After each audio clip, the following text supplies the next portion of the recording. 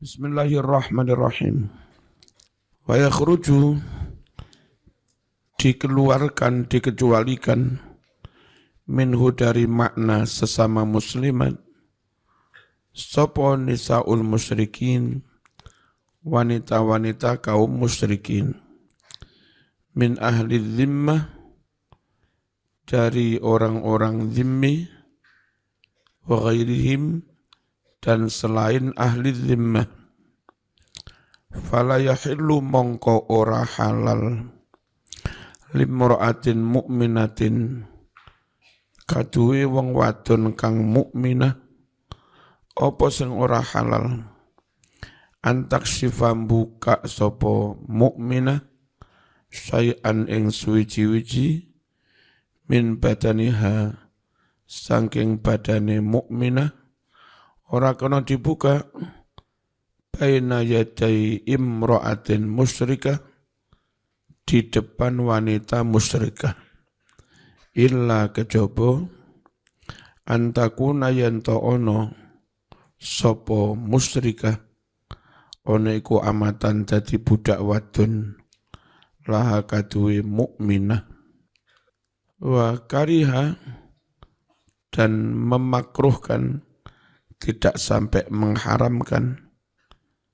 ba'duhum setengah ulama antuqabbila yanto mencium sapa asroniyatu an-nasroniyatu, wanita nasroniyah makruh mencium al-muslimata ing wanita muslimah, autaro utawa ningali sapa nasroniyah aurataha ing aurate muslimah, wa katabalan berkirim surat sapa Umar bin Al-Khattab radhiyallahu anhu ila Abi Ubaidah ibn al-Jarrah, yaqulu halih ngucap sapa Umar, innahu balagani anna nisa'a ahli dhimmah yadkhulna al-hamamat ma'anisa'il muslimin.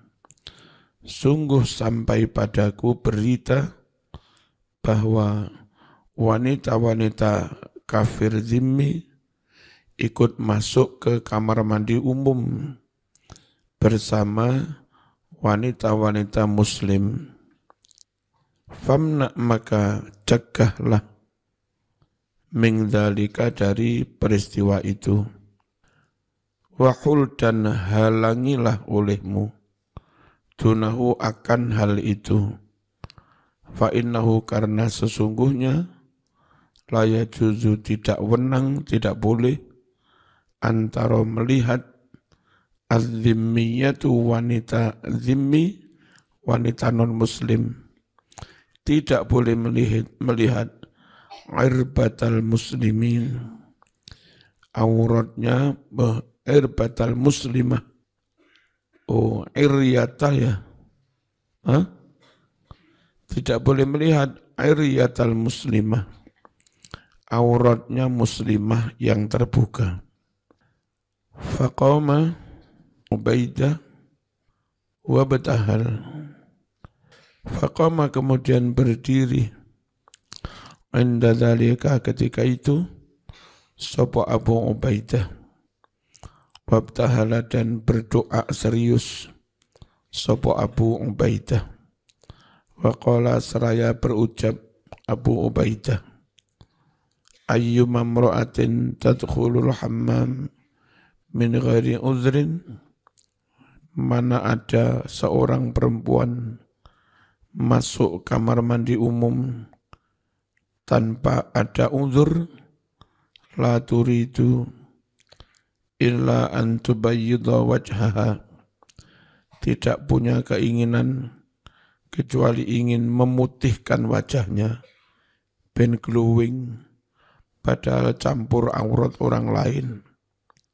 Fasawwada, maka akan membuat hitam sapa Allahu Allah wajhaha, akan wajahnya perempuan itu, yauma tabyaddu, pada hari akan menjadi putih bercahaya al-wujuhu, wajah-wajah orang mukmin yang lain.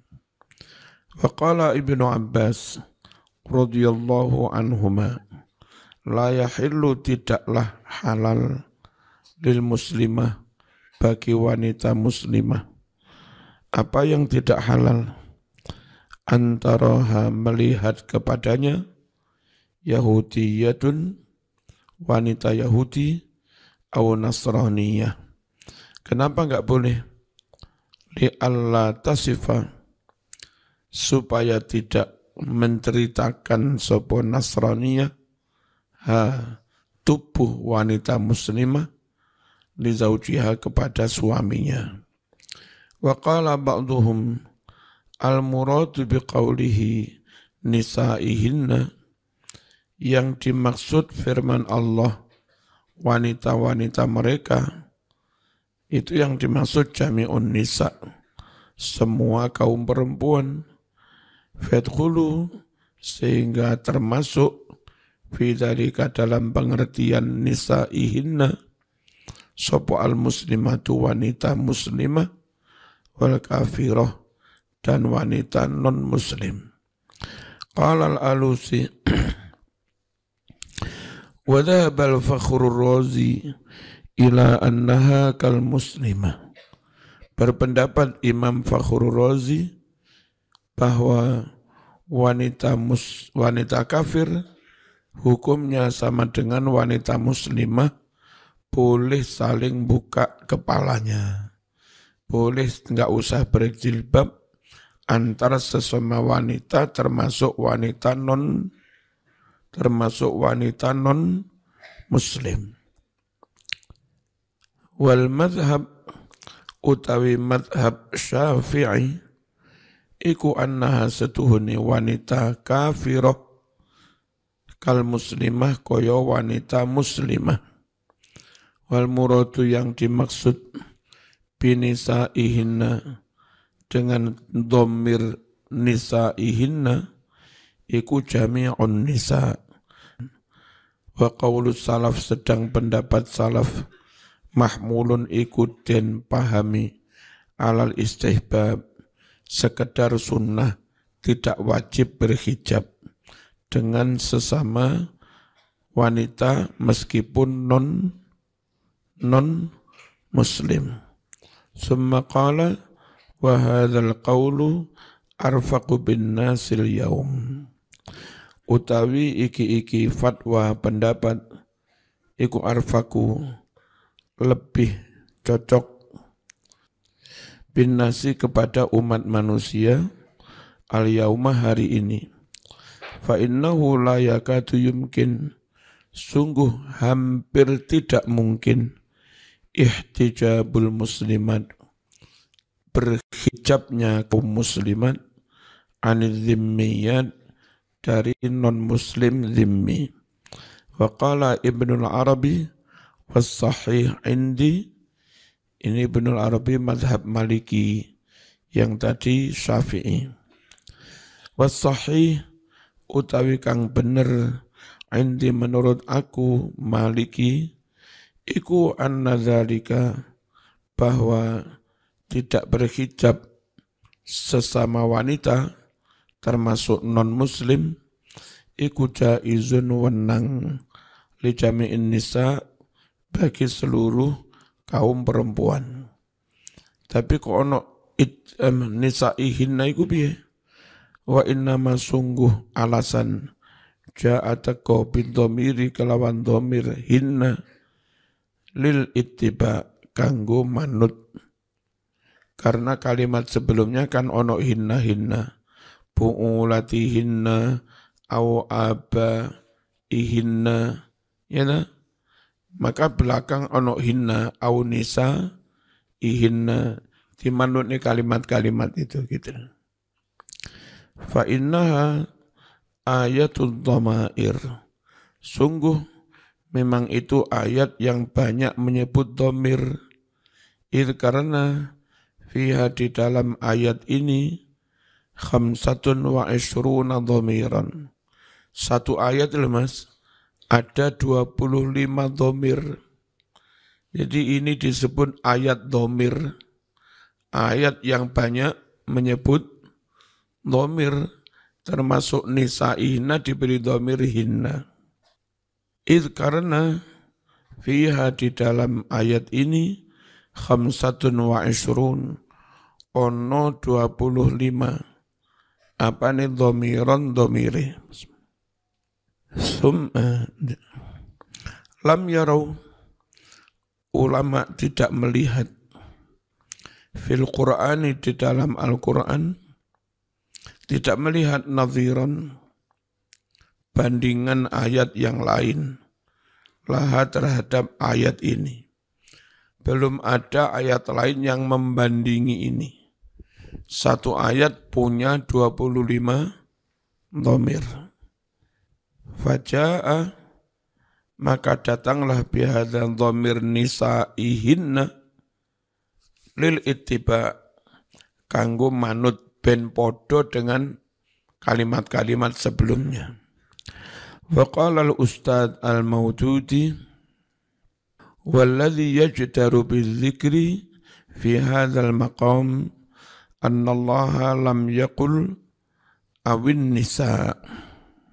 Yang patut disebut di konteks ini bahwa sesungguhnya Allah Ta'ala tidak mengatakan an-nisa, tapi mengatakannya nisa'ihinna. Ini penafsiran Al-Maududi ya.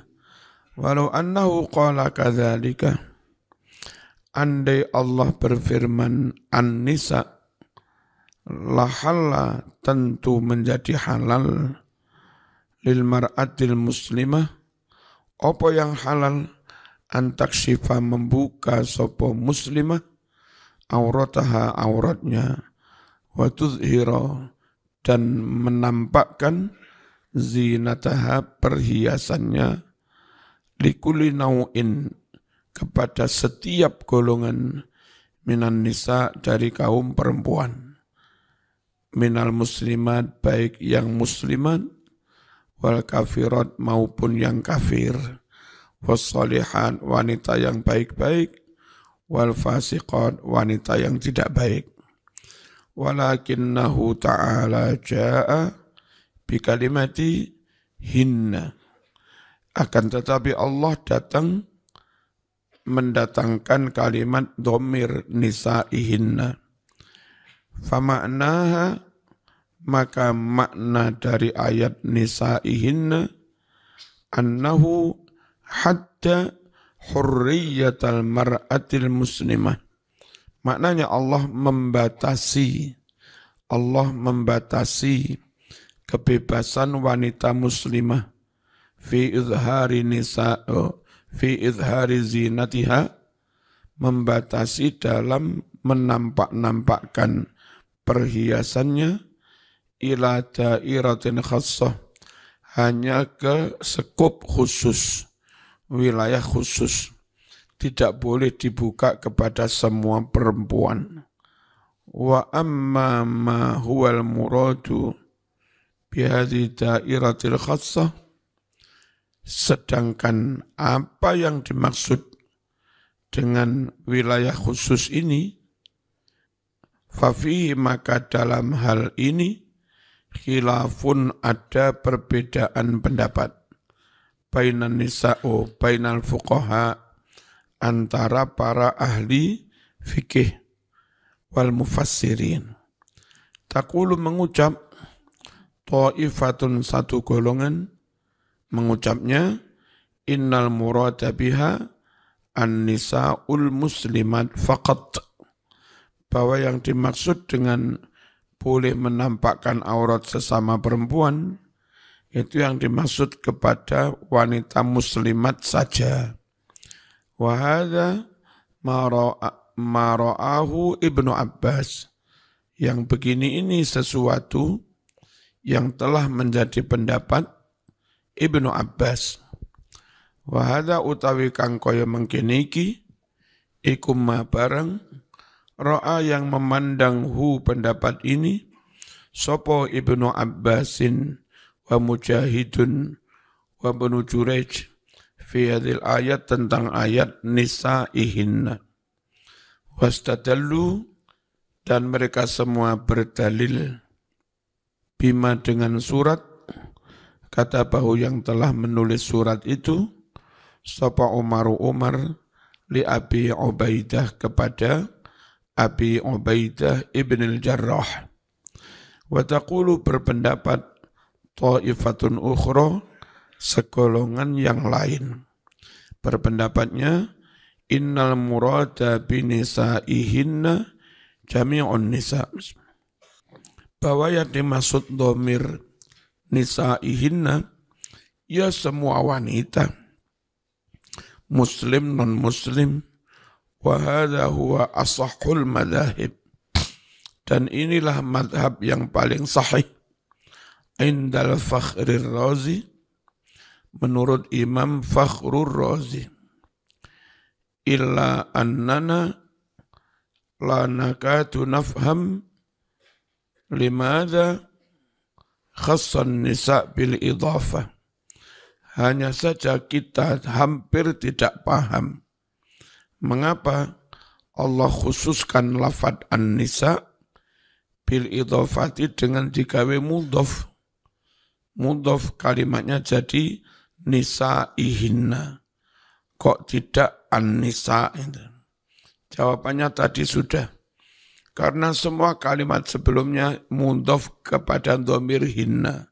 Bu'ulatihinna, au aba ihinna, au abna ihinna, au abna ibu'u latihinna. Semua hinna. Nah giliran kalimat an-nisa juga disebut sama nisa ihinna. Nah gitu ya. Wa taqulu ngucap ta'ifatun thalithah. Golongan ketiga. Innal murada binisa'ihinna. Sungguh yang dimaksud dhamir nisa'ihinna yaitu an-nisa al-mukhtassat bihinna. Perempuan-perempuan yang dikhususkan dengan kaum perempuan muslimah bisuhbah ngancani wal khidmah dan memberi pelayanan. Wanita muslimah sakit, perawatnya non muslim kan merawat kan, menemani, merawat, menservis, meladeni. Maka yang kayak begitu itu namanya nisa'ihinna, wanita mereka.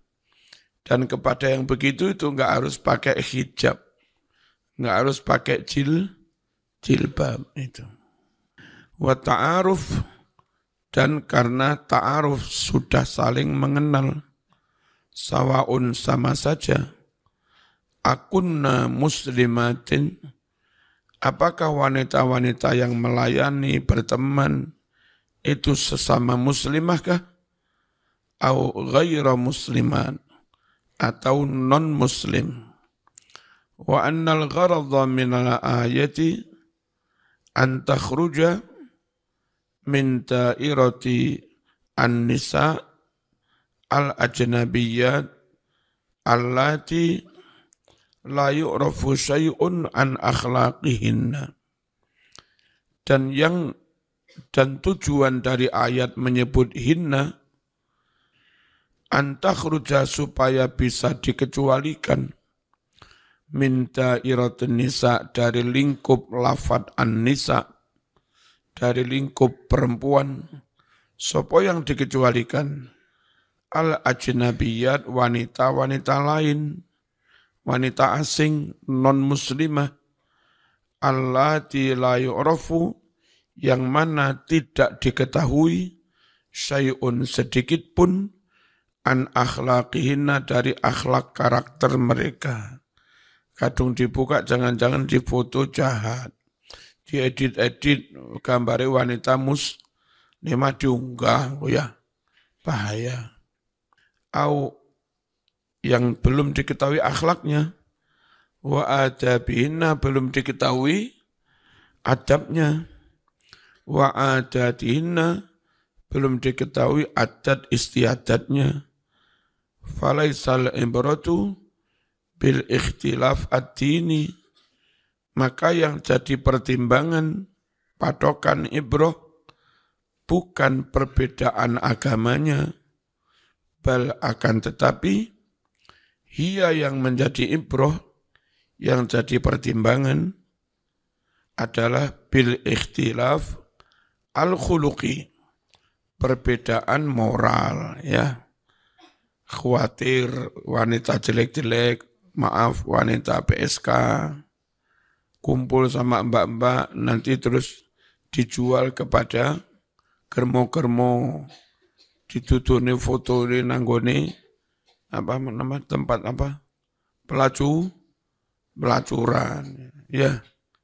Terus nanti khawatir diambil di apa sing malih semaput ya siapa no? Dibius ya. Halo. Kok gampang turu iki piye Mas iki? Dulu ketika kami mondok di Kemas Dwi Mahfud ada peristiwa pilu. Kalau nggak salah ada santri putri dari Kediri sudah pamit sambang, tapi jarak 2 hari belum nyampe. Terus ditelepon kan, sampun pamit, loh kok nggak nyampe rumah, dicarilah, akhirnya ketemu, maaf sudah ada di tempat pelacurannya namanya, pokoknya prostitusi ya, tempat uniku. Jadi wakilah itu pas naik bis jejer dengan orang nggak baik itu, diberi permen apa itu loh, terus tahu-tahu nggak sadar, terus dijual ke tempat begitu. Jadi nggak baik mbak-mbak buka-bukaan aurat kepada sesama perempuan yang macam-macam tanpa seleksi. Kecuali non-muslim sekalipun zaman tahu dia baik-baik. Sudah akrab dari dulu nggak ada masalah ya. Teman kuliah itu nggak apa-apa.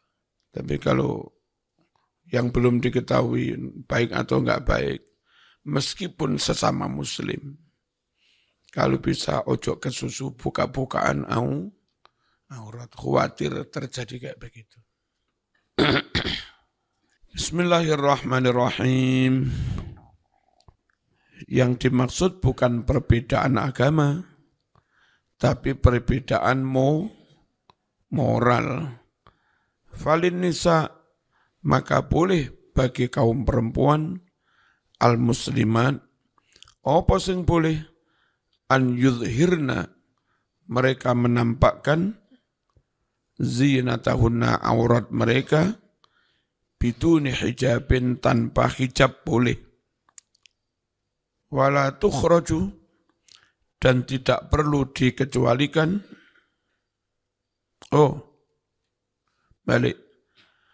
An yudhirna, boleh mereka menampakkan zinatahunna, aurat mereka, biduni hijabin wala taharrujin, tanpa harus pakai hijab, tanpa harus takut dosa. Lin nisa'i, kepada kaum perempuan, al-karimati, yang mulia, al-fadilat, yang baik-baik, walau min ghairil muslimat, meskipun dari non muslimah. Wa ammal fasiqat, adapun wanita-wanita fasik, nakal, pelacur dan segala macamnya, allati la haya'a indahunna, yang sudah tidak punya rasa malu mereka itu, wala yu'tamadu ala akhlaqihinna, dan tidak bisa dipercaya akhlak mereka, wa adabihinna, tidak bisa dipercaya adab mereka. Kalau yang kayak begini, fayajibu, maka wajiblah, an tahtajiba, berhijab, anhunna, dari mereka. Siapa yang wajib berhijab? Kullum ra'atin mu'minatin salihah, setiap perempuan mukminah yang solihah. Khawatir itu tadi ya. Walau kunna muslimat. Meskipun wanita nakal itu sesama, meskipun wanita-wanita nakal fasikot itu sesama muslimah. Lianna suhbatahunna, karena berteman dengan wanita nakal itu, la taqillu tidak kurang, apa nih dororon bahayanya, an suhbatir rijal, dari berteman dengan laki-laki. Bahaya ala akhlaqihinna, ala akhlaqiha, atas akhlaknya perempuan mukminah. Aqul, saya katakan, hadzal ra'yu wajihun wasadidun. Pendapat ini sangatlah beralasan, sangat kuat, wasadidun dan tepat. Wa habbadha, aduhai alangkah baiknya, lau tamassakat, andai berpegangan, bihi dengan pendapat ini. Pendapat apa? Wanita mbak-mbak ini senajan sesama muslimah, kalau si muslimah itu maaf, nakal, mbak-mbak jangan mau buka-bukaan aurat, meskipun sesama muslimah wong nakal, pelacur misalnya. Hati-hati. Alangkah baiknya kalau perempuan berpegangan pendapat ini. Lebih bisa menjaga keselamatannya. Wahabbada, aduhai alangkah baiknya lau tamassakat, andai berpegangan, bi pendapat terakhir ini, al muslimatu, kaum wanita muslimah, fi asrinal hadir, di zaman sekarang ini, zaman modern ini. Idan kalau begitu, lahafadna, tentu para muslimat bisa memelihara ala akhlaqihinna, akhlak mereka, wa adabihinna, dan memelihara adab mereka. Wa kafaina, dan mereka bisa mencegah diri, menghindarkan diri, syarra hadza taqlid al-a'ma, dampak jelek dari taklid buta, ikut-ikutan, katut-katut terpengaruh, lil fasiqati, kepada wanita-wanita fasik. Karena anak-anak masih umur SMP, SMA, baik-baik begini, kalau kumpul karo arek ngono iku mas tatoan, misuan, ya, gendaan, mbak-mbak begini bisa katut, terpengaruh. Jadi meskipun mereka sesama muslimah, hendaknya dihindari. Ya, jadi kumpul boleh apa enggak, boleh buka aurat apa enggak, tolok ukurnya bukan sama atau beda agama. Tolok ukurnya tentang moral. Itu lebih, pendapat ini kayaknya ya lebih lebih pas ya.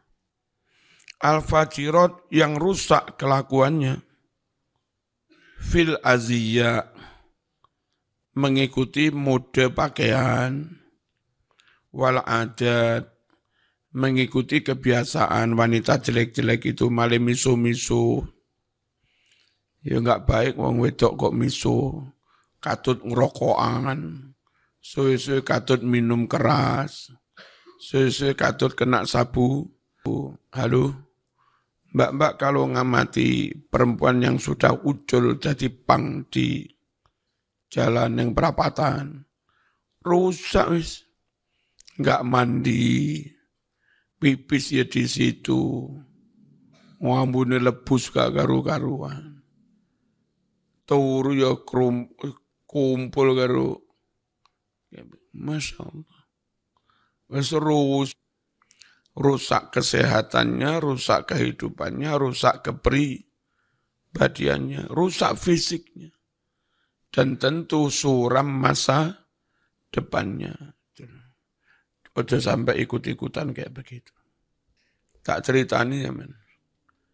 Dulu pondok sini itu pernah ketitipan kayak begitu.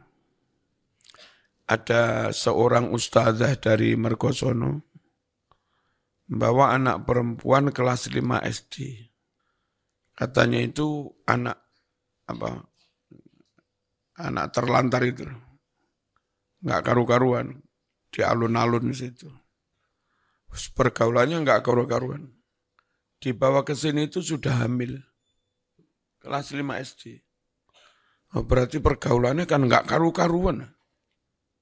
Tapi karena dibawa ke suruh bimbing, ya kami bimbing. Pamit pulang, entah berapa minggu, balik ke sini hamilnya hilang. Kami juga enggak kepingin nanya di apa. Terus kami lanjutkan sekolahnya di MI Desan situ. Tamatlah kelas 6. Terus sampai sanawiyah.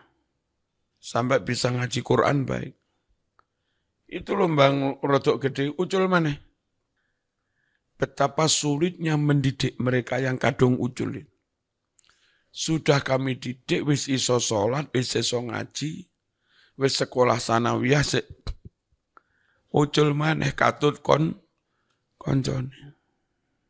Nah, bapaknya pernah kami cari ketemu. Jadi tukang parkir nyebrang itu di lampu merah Gadang. Terus kita minta ke sini supaya ikut bertanggung jawab lah. Ternyata bapaknya ruwet. Bapak itu pernah punya perempuan, entah dinikah apa enggak, kami enggak tahu. Di Blitar, di Malang, di Lumajang. Di sana punya anak, di sini punya anak, di sana punya. Cuma juga enggak diurus. Jadi bermula dari ruwet orang tuanya. Turun ruwet itu juga nurun ke anaknya. Makanya kayak mas-mas, mbak-mbak, hati-hati bergaul. Dengan hati-hati bergaul, selektif milih teman. Nanti Anda akan dipilihkan Allah jodoh yang solihah. Jodoh sing gak ruwet. Dan insya Allah menghasilkan keturunan yang tidak ruwet juga. Karena punya anak ruwet ya sak perkoroan dewe, Mas. Ya. Mas Farid yang nyupiri kami itu punya tetangga. Anaknya ruwet pol. Tukang bengkel. Bengkel juga enggak terlalu kaya. Itu kalau minta sepeda motor, Mas, langsung bawa parang ke orang tuanya. Pak minta mobil, Pak minta motor. Farid pernah cerita minta motor Ninjail. Kan mahal itu ya. Masa oleh 30 juta? Enggak boleh. Yang baru. Enggak boleh. Itu. Pak mana surat tanahnya? Ya, orang tuanya ketakutan ngambil terus digadekkan ke bank. Beli sepeda motor Ninja. Terus dipreteli, Mas. Nggak kaya dipreteli oponi. Peda larang-larang dipreteli. Hanya dalam hitungan sekitar minggu rusak, wis. Wong dudu SMK nggak punya keahlian, bukan otomotif, mereteli gak iso balekin wong kaya-kaya. Ini utang durung pok neng bank. Pedae wis rusak. Pakai ancam bunuh. Jadi dua anak ruwet itu sak perkoroan. Makanya supaya besok anak zaman jangan enggak ruwet. Ente enggak ruwet. Supaya dapat istri yang tidak ruwet. Mbak-mbak yang tidak ruwet, padang. Moga-moga dapat suami yang padang juga. Tidak ruwet. Insya Allah menghasilkan keturunan yang tidak ruwet. Makanya jangan pacaran. Khawatir enggak bisa menseleksi wanita yang baik-baik. nggak bisa menseleksi calon suami yang baik-baik. Semanut orang tua saja, manut Mbah Yai.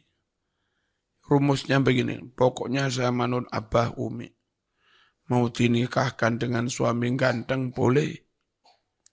Mau dijodohkan dengan suami yang tidak jelek boleh. Itu ya.